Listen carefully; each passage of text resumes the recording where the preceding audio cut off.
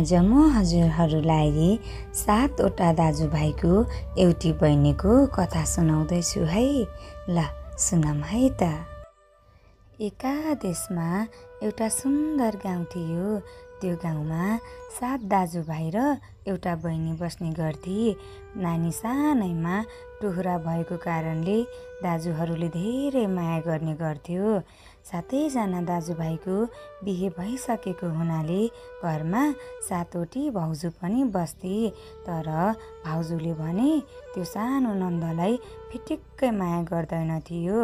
दाजुहरूको डरले गर्दाखेरि देखावटी माया गर्ने गर्थ्यो। एक दिन दाजुभाइहरू छलफल गर्न थाले। अब हामी परदेश धन कमाउन जानुपर्छ। यसरी 7जना दाजुभाइ घरमा बस्यौँ भने त हामी कहिल्यै पनि धनी हुन सक्दैनौँ। यतिकैमा कान्छा भाइले भन्छ, यदि हामी परदेश गयौँ भने हाम्री बहिनीको बिजोग पो हुने हो कि? त्यतिकैमा अर्को भाइले भन्छ, हो कान्छाले ठिकै भन्दैछ। हामी परदेश सबैजना जाँदा फेरि बहिनीको चाहिँ कसले ख्याल राख्छ?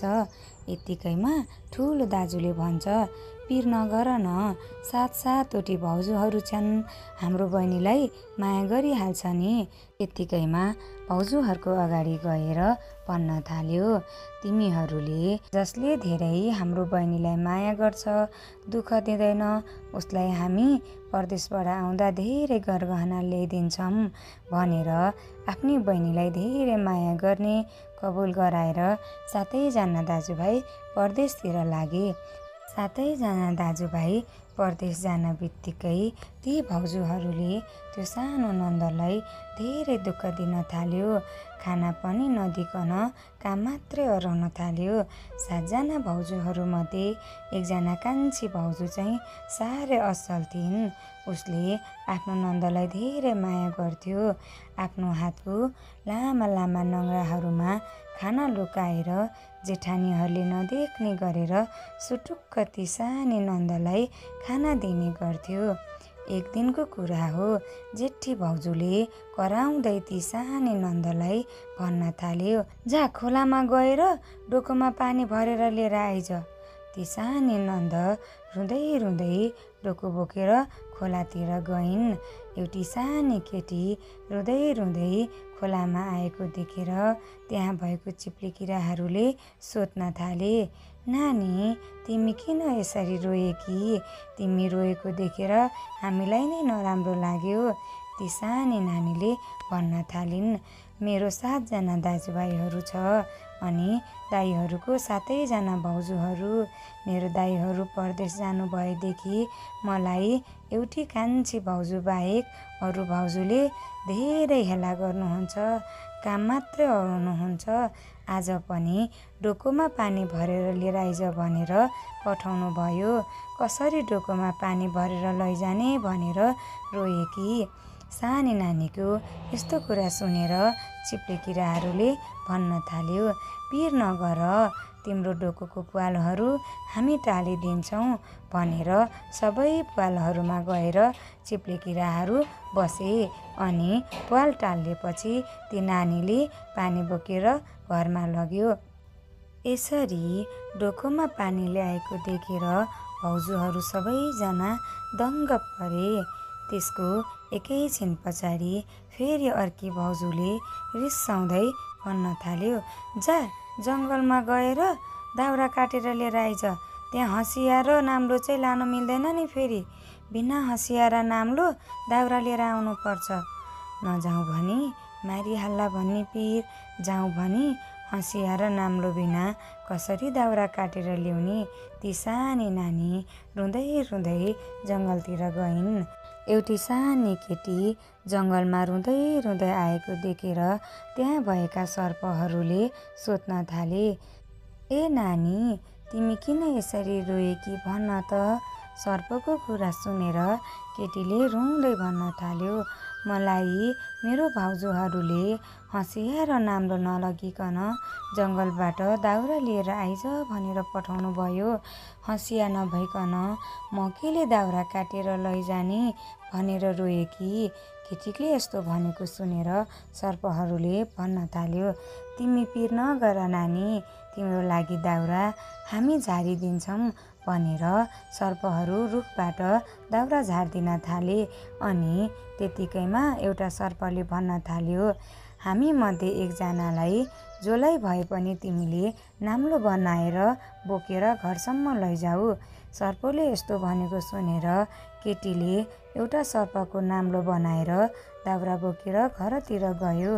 नन्दले बिना हँसिया र नाम्लो पनि घरमा दाउराको भारी ल्याएको देखेर ती भाउजूहरू चकित परे अनि भन्न थाले, कसरी चाहिँ यसलाई पन्चो लाउने होला, केही गरी नि यसलाई मार्न नसक्ने भयो भनेर उनीहरू छलफल गर्न थाले।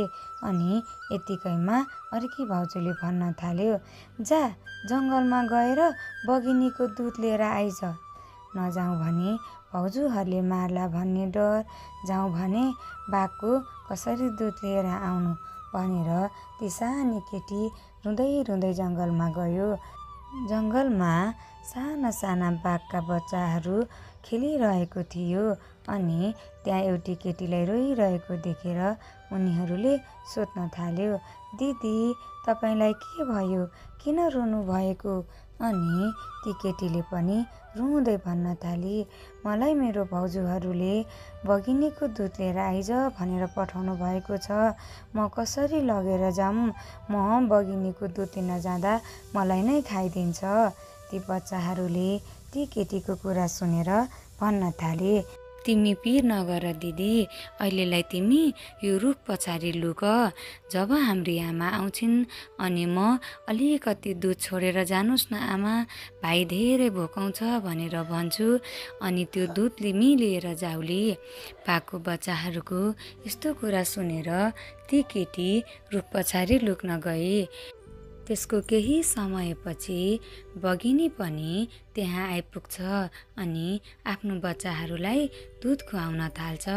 त्यतिकैमा ठुलो चाहिँ बाघको बच्चाले भन्न थाल्छ, आमा तपाईँ नभएको बेलामा भाइ भोकाएर साह्रै रुन्छ, उसको लागि अलिकति दुध छाडेर जानुस् न है, फेरि उसले मलाई धेरै सतायो भने के गर्नु? आफ्नो बच्चाले यस्तो भनेको सुनेर बगिनीले अलिकति दुध छोडेर जान्छन् अनि त्यो छोडेको दुध बगिनी गए पछाडि त्यो दिदीलाई दिँदै भन्न थाल्छ, लिनुस् दिदी, तपाईँ यो दुध लिएर घरमा जानुस् अनि तपाईँको भाउजूहरूलाई दिनुस्। केटी पनि खुसी हुँदै दुध लिएर घरतिर जान लाग्छ। त्यतिकैमा बाघको बच्चाहरूले पछाडिबाट रोक्दै भन्छ, दिदी दिदी पक्नुस् न, हामी पनि तपाईँसँगै जान्छौँ, यदि हामी गयौँ भने यो बाघकै दुध ल्यायो भनेर तपाईँकी भाउजूहरूले विश्वास गर्नुहुन्छ, होइन भने तपाईँलाई फेरि दुःख दिन थाल्छन्। यति भनेर बाघको बच्चाहरू र ती केटी घरतिर जान्छ। उता घरमा भाउजूहरू भने आज चाहिँ यो केटी मर्यो होला, अब भने हामीलाई शान्ति मिल्यो भन्दै आँगनमा बसिरहेको हुन्छ। त्यतिकैमा नन्दले हातमा दुध बोकेर ल्याएको देखेर उनीहरू दङ्ग पर्छन्। अझै उसको पछि पछि बाघको बच्चाहरूलाई देखेर त झन् डराउँदै यता र उति भाग्न थाल्छन्। यो देखेर ती भाउजूहरूले भन्न थाल्छ, यो बाघको बच्चालाई यहाँबाट भगाइहाल त, हामीले त तिमीलाई बगिनीको दुध पो ल्याउनु भनेको त, बाघको बच्चा ल्याउनु भनेको होइन नि। यसरी भाउजूहरूले ती केटीलाई कराएको सुनेर त्यो सानो सानो बाघको बच्चाहरूले भन्न थाल्छ, दिदी अब हामी जान्छौँ, तपाईँ पनि घर आइपुग्नु भइहाल्यो भनेर ती बच्चाहरू आफ्नो घर जङ्गलतर्फ लाग्छन्। अनि त्यसपछि ती भाउजूहरू सल्लाह गर्न थाल्छन्, कसरी चाहिँ यसलाई मार्ने होला, यसको दाजुहरू परदेशबाट आउनुभन्दा अगाडि नै यसलाई हामीले मारिसक्नुपर्छ, के जुक्ति लाउने होला भनेर ती सबै भाउजूहरू सल्लाह गर्न थाल्छन्। तर उनीहरूको सल्लाह पछाडिपट्टि बसेर कान्छी भाउजूले सुनिरहेको हुन्छ अनि ऊ भित्र गएर आफ्नी नन्दलाई भन्न थाल्छिन्, नानी तपाईँ घरभन्दा टाढाको पल्लो जङ्गलमा गएर लुकेर बस्नुहोस् है, यिनीहरूले तपाईलाई मार्छन्। जबसम्म तपाईको दाइहरू आउनुहुन्न तबसम्म तपाईँ त्यही जङ्गलमा बस्नुहोस्। ती सानी नन्दले पनि आफ्नो कान्छी भाउजूको कुरा मानेर जङ्गलतिर जान्छ। अनि ऊ जङ्गलमा एउटा ठुलो रुखमा बस्न थाल्छ।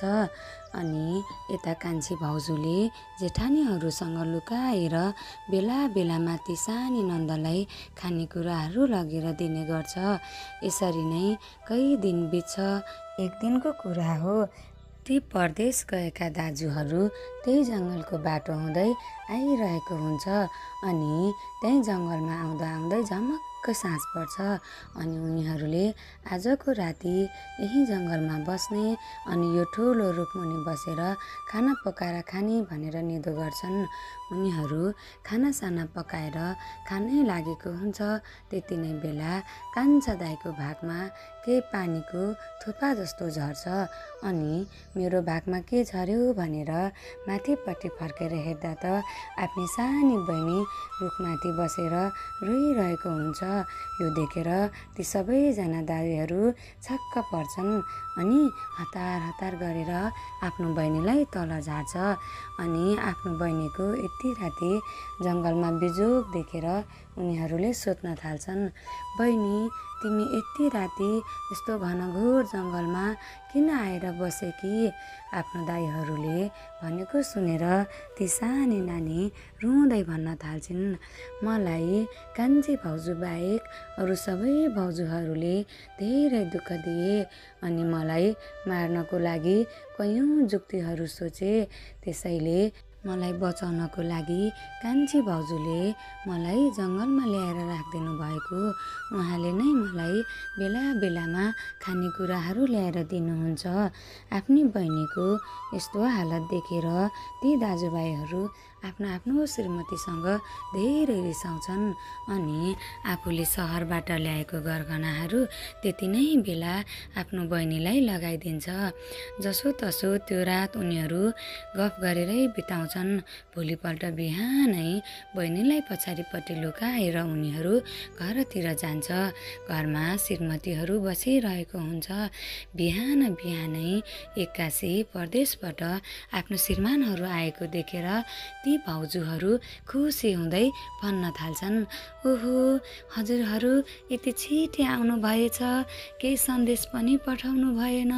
आफ्नो श्रीमतीहरू खुसी भएको देखेर उनीहरूलाई झन् धेरै रिस उठ्यो। अनि भन्न थाल्यो, खै त हाम्री सानो बहिनीलाई बोलाऊ त। भाउजूहरू पनि बहिनी त्यतैतिर भएको नाटक गर्दै यतै हुनुहुन्थ्यो, खै कता जानुभयो त भन्दै यता र उति खोजे जस्तो नाटक गर्छन्। त्यत्तिकैमा कान्छी भाउजू चाहिँ बिचमा बसेर रोइरहेकी हुन्छन्। त्यसपछि जेठो चाहिँ दाइले भन्न थाल्यो, ए हाम्री सानी बहिनीलाई धेरै दुःख दिएर घरबाट निकालेर अहिले चाहिँ तिमीहरू खोजेको जस्तो नाटक गर्छौ भनेर आफूभन्दा पछाडि लुकाएको बहिनीलाई देखाइदिए। अनि आफ्नो श्रीमतीको नाक कान चुल्ठो काटेर आफ्नो घरबाटै निकालिदिए। त्यसपछि ती कान्छे भाउजूलाई चाहिँ आफ्नो बहिनीलाई धेरै माया गरेको हुनाले सबैजना दाजुभाइले ल्याएको गरगहना लत्ता कपडा उसलाई पनि दियो। त्यस दिनदेखि उनीहरू खुसी भएर रमाई बस्न थाले। हामीले अरूलाई माया गर्यौँ भने आफूले पनि माया पाउने हो। त्यसैले नराम्रो कर्म गर्यो भने नराम्रो नै फल मिल्छ। हजुरहरूलाई यो कथा कस्तो लाग्यो मलाई कमेन्ट बक्समा भन्नुहोला है। म हजुरहरूकै इच्छा अनुसारको कथाहरू लिएर आउनेछु। हजुरहरूले मेरो च्यानल सब्सक्राइब गर्नुभएको छैन भने सब्सक्राइब गरेर मलाई साथ र सपोर्ट गर्नुहोला है। धन्यवाद।